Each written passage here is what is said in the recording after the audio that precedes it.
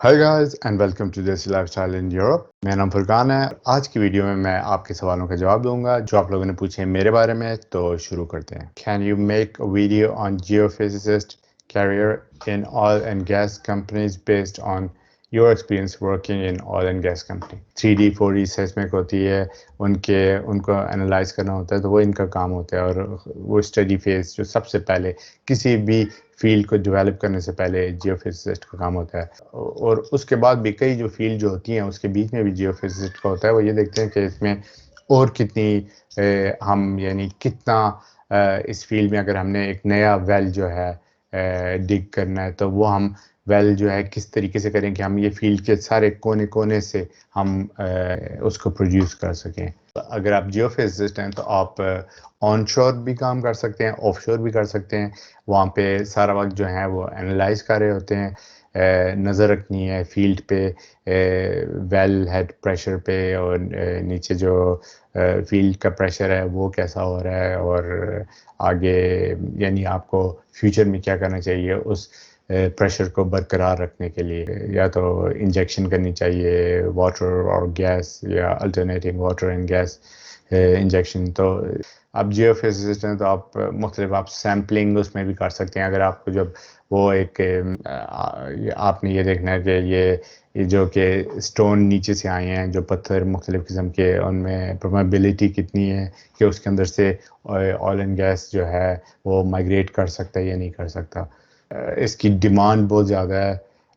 ساری جو آئل کی کمپنیز ہیں, شیل, شلمبرجر, ایکوینور اور کونوکو فلپس, یہ ان کو جیو فزسسٹ کی ہمیشہ ضرورت رہتی ہے سعودی ارام کو. کیونکہ اگر فیوچر میں جو بھی فیلڈ اگر ڈیولپ کرنا ہے تو سب سے پہلا کام جیو فزسسٹ کا ہوتا ہے. باقی یہ جو سیسمک والے ہیں ان کو بھی بہت ضرورت ہوگی آپ کی. اگلا سوال ہے سنجیونی کا.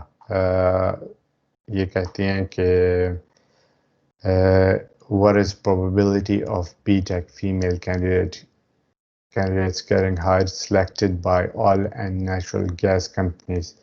Is it suitable career for girls in India? Please sir, reply as soon as possible because I'm on the edge of admission. Thank you so much for supporting me. You're amazing sir. Thank you Sanjeevani. میرے ساتھ جو ہیں میرے بہت سے colleagues ہیں Indian, جو لڑکیاں ہیں جو فیمیل ہیں, اور وہ انڈیا سے آئی ہیں, اور وہاں پہ انوائرمنٹ جو ہے آلموسٹ کہتے ہیں کہ ویسے ہی ہے جیسا کہ یہاں پہ آئل کی کمپنی کا آج کل جو ہے یعنی بہتر ہو رہا ہے. کیونکہ کئی انٹرنیشنل کمپنیز ہیں جو انڈیا میں یعنی چلا رہی ہیں, جیسے کہ فار ایگزامپل آپ سلیوشنس لے لیں, ایکوینور, ایبل, یہ لے لیں. تو یہ انڈیا میں بھی ان کے آفیسز ہیں. ان کا جو انوائرمنٹ ہے وہ بالکل ویسے ہی ہے جیسے کہ یہاں ناروے میں, اور یہاں پہ بہت اچھا انوائرمنٹ ہے. جینڈر پہ کوئی بھی یعنی کوئی وہ نہیں ہے. آپ نے اپنا کام کرنا ہے, چاہے آپ میل ہیں یا فیمیل ہیں, اٹ ڈزنٹ میٹر. اور کسی قسم کی ہراسمنٹ یا ایکوالٹی یا ہر معاملے میں, سیلری ہو جائے یا پوزیشن ہو جائے یا کچھ بھی ہو جائے, وہ ایکولی ہے. ہاں اگر آپ کسی چھوٹی کمپنی میں جائیں تو وہاں پہ ہو سکتا ہے کہ تھوڑا سا کا وہ ہوگا. اور یہ میں آپ کو بتاؤں یہ ہر جگہ ہے, یہ صرف انڈیا میں نہیں ہے, یہ ہر جگہ ایسا ہوتا ہے.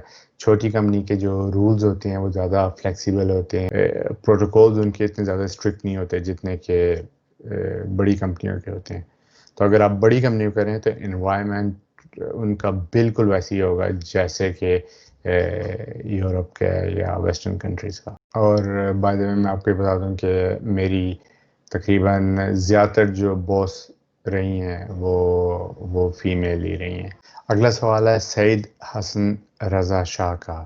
اوکے میں آپ کو بتاتا ہوں, کافی انٹرسٹنگ قصہ ہے کہ مجھے پہلے اپنی جاب کیسے ملی اپنی اسٹڈی کے بعد. میں جو تھا میں نے ماسٹرز اپنا ایکسپیریمنٹل پارٹیکل فزکس میں کیا تھا. جیسے کہ آپ کو پتہ ہے یہ پیٹرولیم ٹیکنالوجی سے کافی ہٹ کے ہے, لیکن اس میں کافی سائنس ہے, کافی فزکس اور کافی میتھس ہے, تو تھوڑا بہت تو ریلیشن ہے ان میں. تو ایسا تھا کہ جب میں ماسٹرز کے اینڈ میں تھا تو میں سارا وقت یعنی یونیورسٹی میں بیٹھ کے تھیسس اپنے لکھ رہا تھا، تو وہاں پہ بھوک بہت زیادہ لگتی تھی تو ایسا تھا کہ یہاں کی ایک بہت بڑی کمپنی تھی جس کا نام ہے آکو سلیوشنز، ابھی بھی ہے، تو انہوں نے ایک اسٹینڈ لگایا ہوا تھا جس میں انہوں نے انفارمیشن دی تھی کہ تقریباً شام کو 5 بجے جو ہوگی ان کی پریزنٹیشن ہوگی، اور ساتھ ہی وہ جو ہیں جو بھی آئے گا ان کو پزا بھی ملے گا۔ تو اس ٹائم پہ میں جو تھا بیسکلی جو تھا وہ پزے کے لیے گیا تھا، کیونکہ پزا میری فیوریٹ ڈش ہے، اور ویسے بھی بھوک لگی تھی۔ میں نے سوچا اوکے وائی ناٹ، میں نے جا کے صرف کرنے کیا، صرف بیٹھ کے پریزنٹیشن سن لوں گا اور پزا کھا لوں گا۔ شام ہوئی تو پریزنٹیشن کے لیے میں گیا تو دیکھا تو پورا کافی ہال بھرا ہوا تھا، تو میں یعنی ایسے بہت سی ٹیبلیں، میں سب سے پیچھے جو دروازے کے پاس ہی ٹیبل تھی میں وہیں پہ بیٹھ گیا۔ میں نے کہا کہ اوکے میرا کوئی پلان ہی نہیں ہے پیٹرولیم ٹیکنالوجی میں آنے کا، تو میں تو صرف پزا کھا کے اور آرام سے چلا جاؤں گا۔ تو میں دروازے کے پاس جو ایک ٹیبل تھی اس میں تین ہی لوگ بیٹھے ہوئے تھے، تو اس میں کافی سیٹیں تھیں، تو میں نے کہا اوکے میں بھی بیٹھ لیتا ہوں، کیونکہ وہ راؤنڈ ٹیبل تھی اور تقریباً اس میں 6-7 لوگوں کی جگہ بنتی تھی۔ تو میں آرام سے بیٹھ کے پزا کھا رہا تھا، تو جو 3 جینٹل مین بیٹھے ہوئے تھے تو ان میں سے ایک مجھ سے ایسے یعنی چٹ چیٹ کے لیے میں نے سمجھا بات کر رہا ہے، تو پوچھا کہ اچھا کیا کرتے ہو یہ وہ۔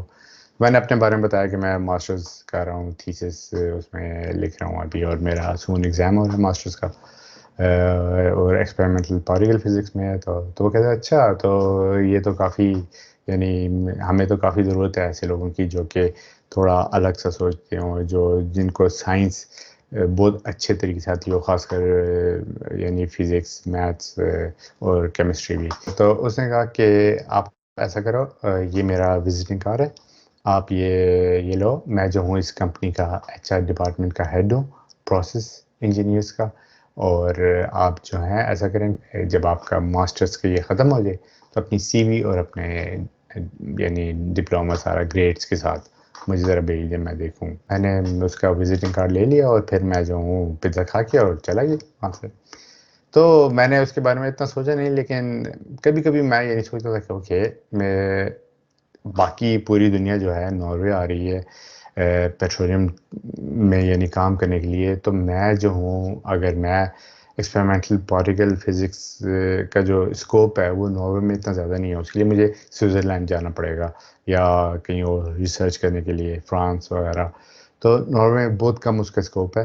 تو میرا تو ویسے پلان یہی تھا کہ میں وہیں جاؤں گا، یعنی سوئٹزرلینڈ یا فرانس جاؤں گا، لیکن کیونکہ میں نے شروع سے یہیں پہ ناروے میں رہا ہوں اور میری فیملی یہیں ہے، تو میں نے کہا ٹرائی کرتا ہوں، میں اپنی سی وی بھیجتا ہوں۔ میرا ماسٹرز کا ایگزام ہو گیا، ختم ہو گیا، بہت اچھا گیا، اور میں نے جو ہے اس کے فوراً بعد جو رزلٹ آئے میں نے اس کو اپنی سی وی اور اپنے گریڈز اور ڈپلوما سارا بھیج دیا۔ تو اس نے سڈنلی جو ہے رپلائی کیا اور اس نے کہا کہ آپ کی سبجیکٹس بہت اچھی ہیں، آپ کا کافی اسٹرانگ بیک گراؤنڈ ہے ساری سائنس کے اس میں، اور آپ کے گریڈس بھی اچھے ہیں، تو لیکن میں یہ دیکھ رہا ہوں کہ آپ کے پاس پیٹرولیم ٹیکنالوجی کا بہت کم نالج ہے۔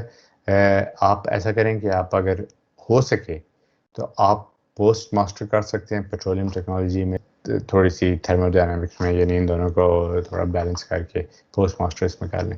مجھے تو علم حاصل کرنا بہت اچھا لگتا ہے، تو میں نے کہا اوکے کوئی مسئلہ نہیں ہے۔ میں نے ریزروار فزکس لی، بہت سی پیٹرولیم ٹیکنالوجی لی، تھرمو ڈائنامکس لی، ٹیکنیکل سیفٹی لی، انسٹرومنٹیشن لی، بہت سے اس کی سبجیکٹس لے کے، اور میں نے پوسٹ ماسٹر کی۔ جب وہ بھیجا تو اس نے کہا ویل ڈن، آپ انٹرویو پہ آ سکتے ہیں۔ تو میں انٹرویو پہ آیا اور اس کے بعد مجھے جاب مل گئی، میں وہاں پہ پرماننٹ یعنی ہائر انہوں نے مجھے کر لیا۔ تو یہ جو تھی انٹرسٹنگ کہانی کہ مجھے کیسے جاب ملی۔ میری جو فیلڈ تھی وہ بھی کوئی پیٹرولیم ٹیکنالوجی کی نہیں تھی، اور میں کیسے پیٹرولیم ٹیکنالوجی میں آیا اس میں۔ تو میں یہ آپ سب لوگوں کے لیے جن کو کہ ایسے لگتا ہے کہ یہ اتنا مشکل ہے، اتنی آسانی سے نہیں ملتا، بس آپ نے جو ہے چانس اویل کرنے ہوتے ہیں، کوئی بھی اپنی پاسبلٹی کو بند مت کیا کریں، ہر دروازہ کھلا رکھا کریں۔ اگر میں اس ٹائم پہ سوچتا نہیں میں تو پارٹیکل فزکس میں ہی آگے جانا ہے، تو میں شاید آج پیٹرولیم انجینئرنگ میں نہیں ہوتا۔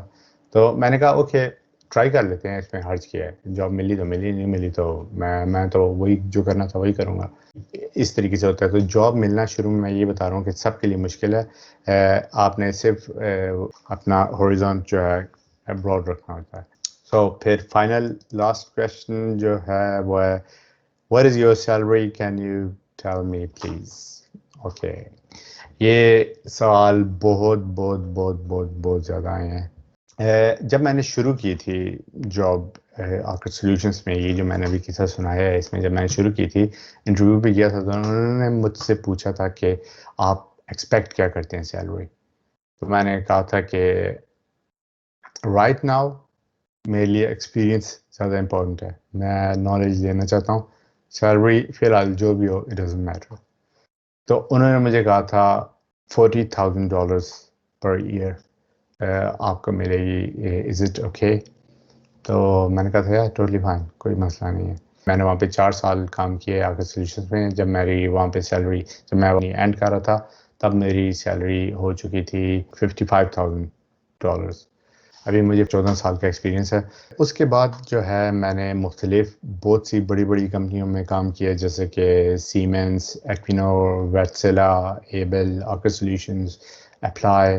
یہ کمپنیاں کافی بڑی بڑی اور کافی اچھی کمپنیز ہیں. تو میں پروسیس انجینئر تو میں ہوں ہی، میکینیکل انجینئر کے طور پہ بھی کام کر سکتا ہوں، آٹومیشن انجینئر کے طور پہ بھی، کمیشننگ انجینئر کے طور پہ بھی، اور انسٹرومنٹ انجینئر کے طور پہ بھی، کیونکہ یہ سارے کام میں نے کیے ہوئے ہیں. میں جو ہوں یوزلی جو کام لیتا ہوں وہ والے کام ہوتے ہیں جو کہ تھوڑے چیلنجنگ ہو، جن میں کچھ ایکسٹرا چیز ہو جو کہ میں بھی سیکھ سکوں اور جس سے کمپنی کو بھی بہت فائدہ ہو. تو مجھے جو ہے سیلری میری جو ہے کافی انکریز ہوتی گئی ہے ایکسپونینشیل حساب سے. اور ابھی جو ہے میری سیلری ہے تقریباً کہہ لیں $140,000 پر ایئر. تو آئی ہوپ کہ آپ کو میری اس ویڈیو سے کوئی موٹیویشن ملی ہو اور یا کوئی اچھی بات آپ نے کیچ کر لی ہو جس سے کہ آپ کا بھی فیوچر بنے. میں آپ سب کے لیے دعا کرتا ہوں اور انشاءاللہ پھر ملیں گے اگلے بلاگ میں. Till next time, bye bye.